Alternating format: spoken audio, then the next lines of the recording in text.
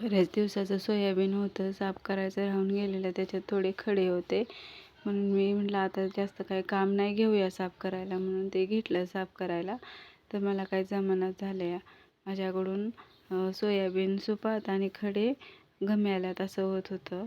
मग त्या म्हणल्या इकडं तुला नाही जमत, तू काय व्यवस्थित करत नाहीस म्हणून दाखवते. तर मी म्हणलं असू द्या, मी करते. तर त्या म्हणल्या नाही तसं नाही करायचं. म्हणून त्यांनी सोयाबीन सगळं व्यवस्थित घमेल्यात काढलं आणि खडे खडे सुपात राखले फक्त.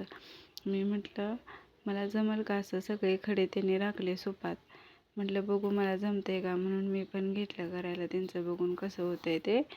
परत मग हळूहळू मला पण जमायला लागलं.